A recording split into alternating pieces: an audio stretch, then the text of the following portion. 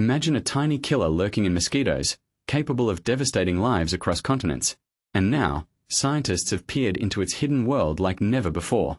This groundbreaking discovery from the University of Queensland could change how we fight yellow fever, a serious viral illness spread by mosquitoes that attacks the liver and can be fatal without proper intervention. But here's where it gets fascinating. By capturing the first ever high-resolution images of the yellow fever virus, YFV, researchers have uncovered key differences between the safe vaccine version and the dangerous wild strains, insights that might just unlock better ways to protect us all. In a remarkable leap forward, experts from UQ School of Chemistry and Molecular Bioscience have visualized the complete 3D structure of a fully mature yellow fever virus particle at near-atomic resolution. This is the first time such detailed imagery has been achieved, despite decades of study on this mosquito-borne disease. To make this possible, they cleverly fused the structural genes of yellow fever with the harmless backbone of the Binjari virus, which was developed right at UQ. This hybrid allowed them to create safe virus particles that could be safely scrutinized under a cryo-electron microscope, a powerful tool that freezes samples in supercold conditions to capture ultra-clear pictures without damaging them. Think of it like taking a flawless, high-definition photo of a microscopic menace that we couldn't see clearly before. What they found is truly eye-opening. The vaccine strain, known as YFV17D, boasts a smooth and stable outer surface, while the virulent, illness-causing strains display bumpy, irregular exteriors. As Dr. Summa Bibby from UQ explains, these surface variations play a crucial role in how our immune system detects and responds to the virus. For beginners, imagine the virus as a tiny, armored sphere. The smooth vaccine version keeps its vulnerable spots hidden under a sleek shield, making it tougher for certain immune defenders, like antibodies, to latch on and fight back. In contrast, the rough, uneven surface of the wild strains exposes those hidden areas, letting antibodies bind more easily, which could explain why they cause disease. This structural distinction is more than just a scientific curiosity. It influences how vaccines work. The bumpier, irregular surface of the virulent strains reveals parts of the virus that are usually concealed, enabling specific antibodies to connect more readily, Dr. Bibby notes. Meanwhile, the even vaccine particles conceal those zones, complicating access for those same antibodies. It's like comparing a smooth pebble to a jagged rock.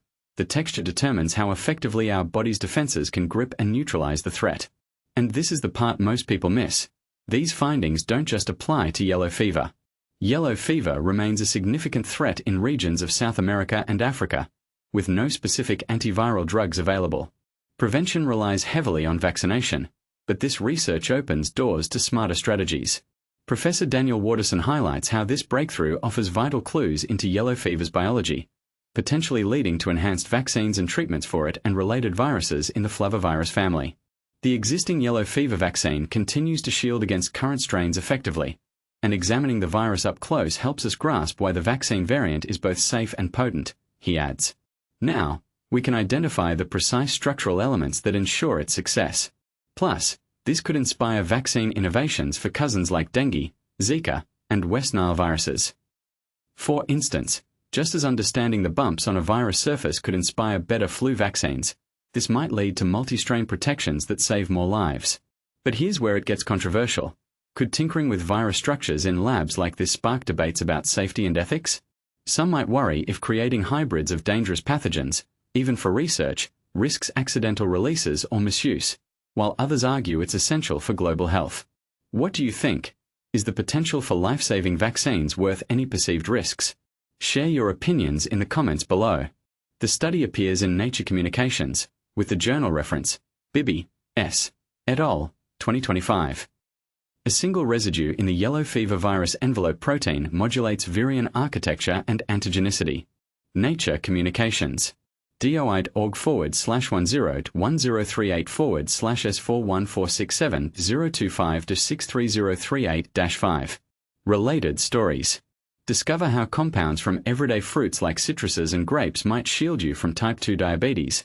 A juicy twist on nutrition and health. https://www.news-medical.net/slash news/research-shows-citrus-and-grape-compounds-may-protect-against type 2 diabetes, Uncover the surprising ways artificial lighting could disrupt your liver's well-being, from LED screens to streetlights. https://www.news-medical.net/food/news/forward/how-artificial-light-interferes-with-liver-health.aspx. Explore the links between popular drinks, sweetened artificially or with sugar, and an increased risk of non-alcoholic fatty liver disease, revealing why moderation matters.